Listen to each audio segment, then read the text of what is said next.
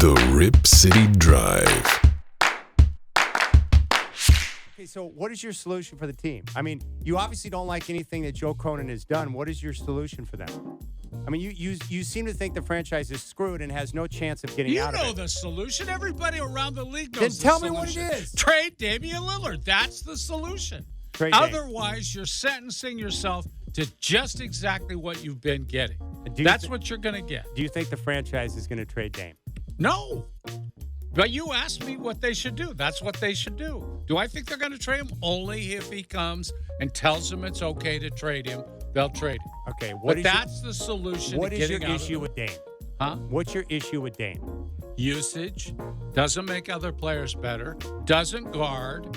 I don't think we've seen. I mean, the search for guys to put around him has gone on long enough. And smart guys have tried to get people around him. Nothing has worked. He is the Carmelo Anthony of point guards. That's not true. They had the right players around him when he came in the league. When they had Wesley Matthews, LaMarcus, Batum, and Rolo.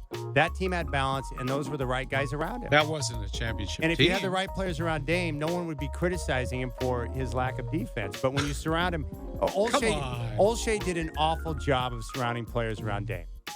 I've yet to hear you criticize Olshey for one darn thing the guy did. Can you think of anything that Olshey did that was bad? No. Nothing? No. Okay. Nothing. I didn't think so. No, nothing. He did a bad job. He didn't surround him. He let LaMarcus Who walk. should he have got? What do you mean he let LaMarcus Number go? one, don't draft Zach Collins and use 2 first-round picks on the guy. That was a pathetic good maneuver. player. He can't control if a guy gets hurt. There's no way he can control that. You shouldn't have drafted Greg Oden, right? You don't use 2 first-round picks on a guy out of Gonzaga. And then, he let LaMarcus Aldridge go. After LaMarcus Aldridge promised Paul Allen he was going to stay, so then they make moves to satisfy LaMarcus Aldridge, and he leaves anyway. It happened on his watch. Okay, that's his fault then. Well, he takes credit for the Dame pick. When LaMarcus walks, that's on him. Well, it's his watch. That team they had anyway wasn't going to win a championship. What did you think that was a championship team with Robin Lopez at center? All right, so it's not Neil's fault that Aldridge walked. No. It's not. You think the move to get Zach Collins and use 2 first-round picks on him was a good idea? Look, what about the summer of 2016? When a guy gets hurt. Did he do a good job in the summer of 2016 with all that money? He had to do that. He had to sign Evan Turner to a 4-year fill deal? up the cap room they have. That was the orders. I've told you this 1,000 times. So you've got to give 4-year deals to those guys? Paul Allen said, don't lose the room. Okay. Yeah. So don't lose the cap room. They wanted to preserve the cap space. That's why they did it. Amazing. So the summer of 2016 was good. 2 first-round picks on Zach was good. Aldridge leaving is not his fault. Right. Olshey was great. Olshey was perfect good. GM. Yeah, well, he's yeah, amazing. they were in the playoffs every year. They're a lot better off now. Yeah, they're really good now. Yeah, that was great. They did a great job. I don't give a flying rip if you go to the playoffs every year if you have no chance to win a championship. Well, 0. who has a chance to win a championship? 3 or 4 teams every year. Come on. Well, you can do a better job than, at least put yourself in a position. He was unwilling to take any type of a risk and any type of a move to put them in a position to do it. What risk did he have?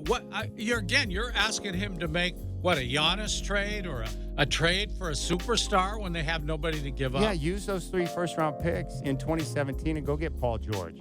Or take a chance and go get James Harden. Paul George? And bring him in, yes. He doesn't play much more than Kawhi Leonard plays. I'm saying if you go back to 2017 when he was available, I would have used the 3 first-round picks on him instead of using 2 first-rounders on Zach Collins, for crying out loud. The thing is that you criticize the Blazers, but yet you won't even find any fault in any decision that Neil Olshey made, which is absurd. Well, I have found fault with him, but for the sake of argument, a lot of things you're pointing out were, it's ridiculous. They're agreed that they were a disaster. Well, you keep talking about that summer. If you use 2 first-round picks on a guy and he doesn't, and you end up losing him for nothing he got because hurt. he can't. Yeah, they it was a bad wasted pick. a first-round pick. Then on find a Greg healthier Oden player. They drafted Greg Oden when they could have had Kevin Durant. That's not a problem. Of course, it was a problem. Well, it wasn't because the guy was great, but they couldn't control that he got hurt. you're not a soothsayer. You have no idea a guy's going to get hurt. Yeah, Zach Collins was not Greg Oden before the draft began. Every GM would have taken Greg Oden. I get that. Just like every GM is going to take Wembanyama this year. Not every GM is going to use 2 first-round picks on Zach freaking Collins. Well, it wouldn't have been, but they didn't expect to have to give up. It was lottery protected, and they've been in the playoffs so long they weren't at all concerned about that. All right. What if they get Wembanyama? If they get Victor Wembanyama this year, if they get the number 1 pick, should they trade Dame under those circumstances? Probably, yeah. Why? Get more players. What and if he can make a run? He's not going to coexist with Wembanyama. Why not? Because he wants the ball all the time. That's the way he's played. He played that way in the Olympics. Did you see the Olympics? No, I've never seen the Olympics in my life. Did you watch him play in the Olympics? Yes, I watched him struggle with his core injury. He was terrible. Oh, God. And it was because of the injury? I think so, yeah. He couldn't So move. the injury kept him from passing the ball to other guys? He made passes. No. I could tell you the coaching staff wasn't satisfied with him. That was a disappointment. His play in the Olympics was a disappointment. It was. And I think Dame would tell you that. It was a disappointment. Well, I don't think he'd tell you that. But well, what did Dame tell you about his performance in the Olympics? What did he think it was? It was the core, right? I don't hear him. I don't think he did say. Well, yeah, he did. Yeah, once he started playing bad, he started mentioning that. Yeah. So you think he was using it as an excuse for his poor play? I don't think it had much to do with what happened in the Olympics. I don't think he plays well with somebody who wants the ball more than him. He's not a number 1 on a championship team. He's never played. And when he gets a number 1, he isn't going to play well with him. Since LaMarcus, he hasn't played with a player on the roster that's better than he is. Yeah, I understand that. Yeah. So why would he? He did at the Olympics. I'm saying that if you added a Giannis or an Embiid, you can't get that guy. I know you can't. But if he was playing with a Giannis or Embiid, he would defer to that guy. He's not going to ball hog. I'm not sure. With a player like Embiid or Giannis. Sure. You're not sure? No, I watched him in the Olympics. I didn't see him deferring to anybody. He was with a lot of better players. There are many great players who have learned to share to a degree that is necessary to have success. Okay. Kobe and Shaq were immensely arrogant in their approach, and yet they found a way to coexist and win 3 championships. I mean, there's been a lot of situations like that over the course of time where guys who feel like a number 1 find a way to get along. Those guys were superstars. I know those guys were superstars. Dame Lillard's not on the level of Kobe or Shaq. I never said he was. Okay. What I'm saying is that Kobe is a known, as you just put it, ball hog, which you call Dame. He is the Carmelo Anthony of point guards. He's going to go in the Hall of Fame, just like Melo. He's going to score a ton of points, but he doesn't make other players better, and he doesn't defend, which makes it very, very difficult to win a title with him because normally your number 1 guy's got to be a defender, and he usually has to make his teammates better. That's not what's happening here. It hasn't happened. I think where you and I disagree, we disagree on Neil Olshey, but I think most importantly is that I just see it as roster construction. If Dame is your best player and you know what his deficiencies are, then your job is to go out and construct a roster around him to be able to work with that.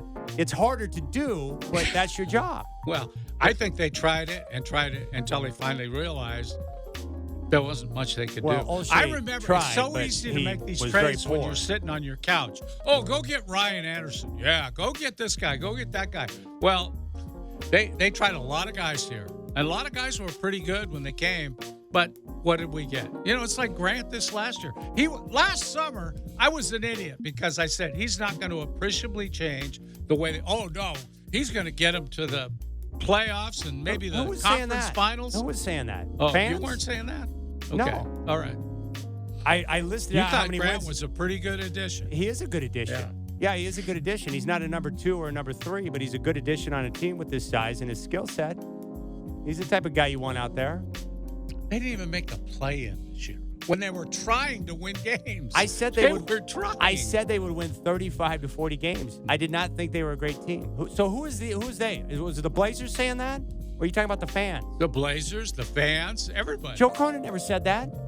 He never once said that they were going to be a playoff team. No, he said they're going to be improved. They all said that. No, he said that they wanted to put themselves in a position to be dangerous. That was the exact quote. Well, were they dangerous? No. Well, okay. He knew where that roster was at. They had no delusions. They never thought they were going to be a perennial playoff team this year. I didn't say perennial. They thought they were going to be in the playoffs. Dame said that. They all thought they were. Jeremy Grant is a definite upgrade at the 4 compared to what they had. But the roster's not complete. They've got to add other players. They've got to put better players on the roster. Exactly. And my point has always been they have no avenue to get those players. The only way they get more than one good player is to trade Damian. You don't agree with that? Well, it depends on how things play out in the lottery. And again, I'll ask you this question again. Let's say they don't get Wembanyama, and they're sitting there with that lottery pick at 2, 3, or 4. What I'm asking you is that can they get a superstar player like Giannis or Embiid? No, that's not going to happen. Not going to. They could go out and make a move to get one really good player who's just below that tier, like a Mikal Bridges or a Jaylen Brown. That would take most of their assets to be able to do that, in my opinion, based on what they have and what it would take to get that type of player. So what I'm asking you is that if you got, let's say, for example, let's say you made the move to get Bridges and then you added a improvement at center like Brook Lopez over Nurk. If you had a starting lineup of Dame, Shaedon Sharpe, Lopez, Grant, and Mikal Bridges, that's an improvement. The question is, how much? Well, of course it's an improvement, but it's fantasy land. To think you're going to add Brook Lopez and Bridges in the same offseason, I'm not sure how you can do that. Well, I don't think it's fantasy land. I think you use your assets, your young player and Ant, and your picks to go out and get a guy like Bridges. And then Lopez is going to be a free agent. You have access to your full mid-level. You go and see if you can make a play on him. It may not happen, but I'm using that as an example. There's ways where they can improve the team. I just don't know what Dame's going to be on board with or not. So, well, I would just say that you could go out and get one player. If that one player, no matter how good he is, if he's not a rim protector, you're not going to get much better on defense. They've tried adding one good defender to their lineup, and legitimate good defender, and it hasn't done much for their team defense. They need a rim protector. I agree. And Lopez is one of the best. He's pretty good. Yeah, he's a shot blocker for sure. But I'm just not sure that they have enough assets to go out and help themselves that much. Well, you watch Lopez go one-on-one against Butler up top of the key. Locked him up. He's a good defender. Imagine Nurk doing that against Butler? No, he's limited. It's not happening. Yeah, they've got to improve the center position. So, as I've said all along, and I don't know what you're talking about. I thought the Blazers would be good. I pegged them before the year at 35 to 40 wins. We're talking about last summer. What about last summer? I said after all their moves, you were raving about their trades. I tried to tell you they gave away too much and didn't get enough back. What do you mean last summer? How many moves did they make last summer? They made one. They got Jeremy Grant. Gutted their team. Not last summer. Well, they gutted the team at the deadline. Right. I didn't have an issue with the moves at the deadline. They needed to move. Here's what they did. They moved CJ. Their first priority was to get rid of the money. That's what they wanted to do, is get that money off their cap. They took CJ and they turned it into Jeremy Grant. That's not bad. That's not good. That's not good at all. They got a position of need for a player that you knew was going to be gone. They had to break up the backcourt so they could start the process of finding a more suitable fit next to Dame in the backcourt. Well, they didn't do that. Well, they did address that need. They've got Shaedon Sharpe, who might be that guy. They drafted Shaedon Sharpe. But they have Anthony Simons ahead of him. That's for now, but we both believe that Anthony's going to be dealt this summer. Mm-hmm. So then you get your guard. I think he's going to be dealt. I mean, don't you think that's likely to happen? If they make any moves, he'll be the first guy out the door, right? If they can find a trade partner and get something back of value. Yeah, so they get a power forward in Grant, and they use their draft pick to get Shaedon Sharpe, who will be the 2. I mean, that's kind of what we're looking at.